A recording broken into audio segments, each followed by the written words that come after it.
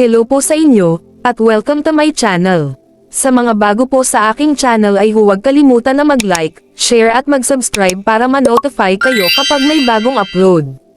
Maraming salamat po at God bless po sa ating lahat. Ang ibabahagi ko ay isang napakahalagang mensahe na natanggap ko sa panaginip, nito lamang nakaraang March 29, 2025, at natitiyak ko na ang mensahe ay nagmula sa Panginoon Diyos, sapagkat isang napakahalagang kabanata mula sa banal na kasulatan ang pilit kong sinasalita sa mga tao sa panaginip. At hindi lang basta mensahe ang natuklasan ko, at maging ang isang nakakakilabot na pangyayari ay ipinakita ng Panginoon sa panaginip bilang babala sa ating lahat. Paalala sa lahat, hindi ako pastor o lehitimong mangangaral, at ang mga ibinabahagi ko ay mga kusang loob ko lamang, at nais na magkaroon ng karunungan mula sa salita ng Diyos, at ang iba pa, ay ang mga personal kong karanasang himala, at kabutihan na tuklasan ko sa makapangyarihan, at banal na espiritu ng Panginoong Hesukristo.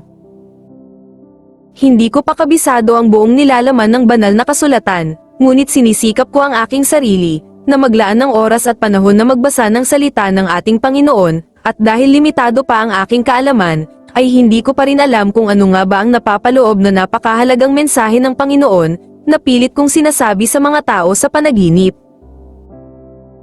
Muli ay paalala sa lahat lalo na sa mga kababayan ko, pamilya man, o kamag-anak, na huwag pagtawanan, o gawing katatawanan ang mga ibinabahagi ko, lalo na ang mga napakahalagang salita ng Diyos sapagkat, wala tayong maililihim sa Panginoon, at huwag nating bigyan ng pighati ang banal na espiritu, upang ang makapangyarihang banal na presensya niya, ay patuloy na maging gabay at proteksyon natin sa anumang oras.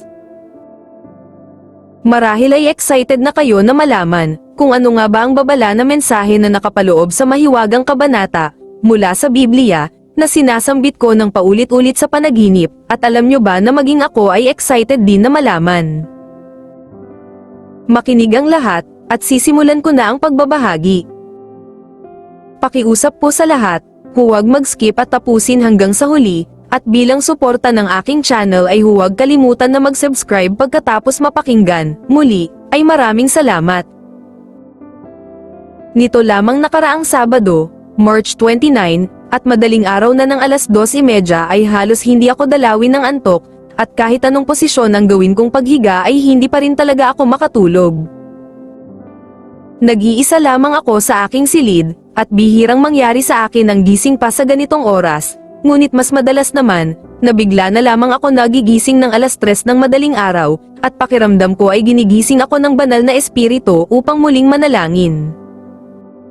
Habang ako ay nakahiga na nakatingin sa kisame, at sa kalaliman at sa katahimikan ng madaling araw, ay muli kong sinamantala na kausapin, at tawagin ang banal na espiritu. Nanalangin ako na mistulang gaya ng nakikipag-usap ng personal, at nasabi ko sa banal na espiritu na tulungan niya ako na makatulog ng mahimbing, o kung may nais siyang sabihin, ay mangusap nawa siya kahit sa panaginip. Nang matapos ako sa pagsasalita ay agad ko kinuha ang cellphone upang makinig ng worship song para sa banal na espiritu, ngunit nang nag-uumpisa pa lamang ako sa paghahanap ng mapapakinggang awit, nang biglang nakaramdam ako na bumibigat ang talukap ng aking mga mata, at hindi ko na malayang nakatulog na pala ako. Mahimbing nga ako na nakatulog, at hindi ko rin inaasahang ako ay mananaginip, at doon ay tila nang usap ang banal na espiritu sa pamamagitan ng isang verse mula sa banal na kasulatan. Sa totoo lamang ay dito ako naninirahan sa bansang Japan, subalit sa aking panaginip ako ay nasa aming probinsya sa Pilipinas, na kung saan namamalagi ang aking magulang, at mga kapatid na may kanya-kanya na rin pamilya. Sa panaginip ay para bang totoong ako ay nasa aming probinsya, ngunit wala sa tahanan kundi nakatayo ako sa kalagitnaan ng kalsada, habang ang mga tao roon ay abala sa kani-kanilang mga ginagawa. At habang ako nga ay nakatayo roon ay kasabay na isinisigaw, at binabanggit ko sa mga tao roon na magmadali, at basahin ang verse mula sa Biblia at ito ay ang Genesis Kapitulo 19. At habang ako ay nagsasalita sa karamihan, ay bigla ako napatingin sa kalayuan na kung saan sa aming lugar, ay may tinatawag na lugar ng puntod, na ayon sa matatanda, sa lugar na ito ay maraming namatay na mga sundalong Japanese noong panahon ng gera.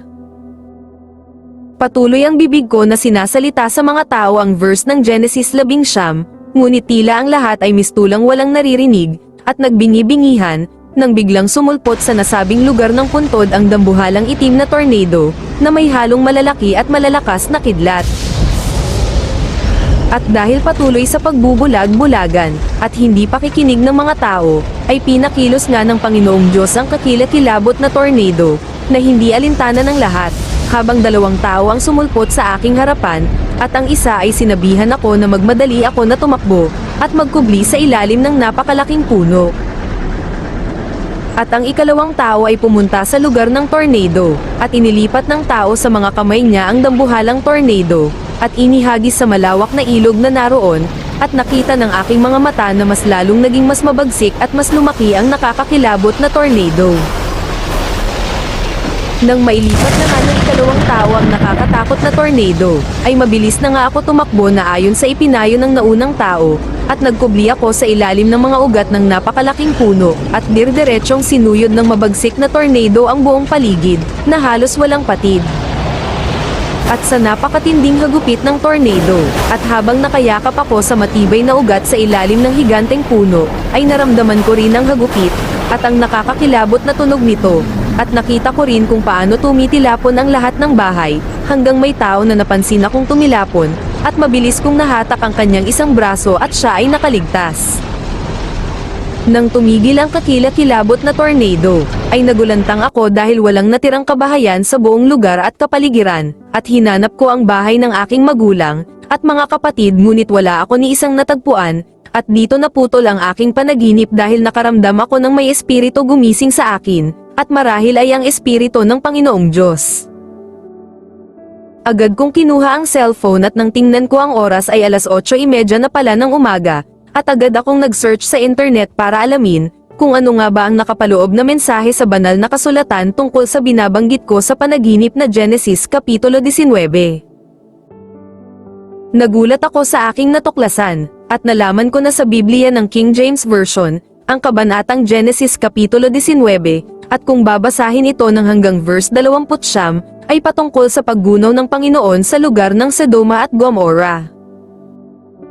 Napabuntong hininga ako, at napaisip ng malalim, at sa dinami-dami ng lugar na lalabas sa panaginip ay eksaktong buong baryo pa sa aming lugar, ang lumabas sa panaginip, at tila, ay may nais ipaabot na napakahalagang babala ang Panginoon sa mga tao sa aming lugar. At nasa isip ko rin, at malakas ang aking pakiramdam at hindi ako nagkakamali, na ang 2 lalaki na biglang tumambad sa aking harap sa loob ng panaginip, ay malamang, ay mga anghel na naganyong tao na isinugo ng makapangyarihang Diyos. Hanggang ngayon ay nasa isip ko pa rin ang nasabing panaginip, lalo na ang nasabing kabanata ng Genesis Kapitulo 19, at totoong nakababahala dahil, ang lugar at baryo pa naman sa aming probinsya ang tumambad sa panaginip, at tila, ipinahihiwatig ng Panginoon na ang kasamaan ay lumalaganap roon. At marahil nais ng Panginoong Diyos, na huwag na tayong magpatumpik-tumpik pa, at magmadaling iwanan, at tumalikod na sa kasalanan, at buong siyasatin natin ng mabuti ang paglilinis na ating espiritu, upang dumating man ang di natin inaasahang takdang oras ay napakahalagang, natanggap natin ang banal na awa, o ang divine mercy mula sa ating Panginoong Hesukristo. Alam ng Panginoon na noon pa man at hanggang sa ating kapanahunan, ay totoong laganap na ang mga kasamaan ng mga tao sa buong dako ng ating mundo, at mas lalo pa itong lumalala, dahil sa pagsuway ng tao sa Diyos. Marahil ay sinadya ng Panginoon na gamitin sa panaginip ang lugar sa aming probinsya, upang ipaalala niya, at ipakita sa lahat na kung tayo ay mananatili at magpapatuloy sa mga kasamaan, ay darating ang kanyang kaparusahan. Sa mga kababayan ko, kapamilya, kamag-anak, at kasama na ang aking sarili, ay huwag na nating hintayin o pilitin pa tayo, dahil mas mainam at nakakalugod sa Panginoong Diyos, na tayo ay magkaroon ng sariling pagkukusa, sa paglapit sa Kanya, ng may pagsisisi, at buong pagpapakumbaba, at nang sa gayon, ay mapatunayan niya ang ating katapatan sa pagsunod sa Kanyang kalooban, at ito ang sikreto at susi upang kasihan, at sumaatin ang Kanyang banal na espiritu.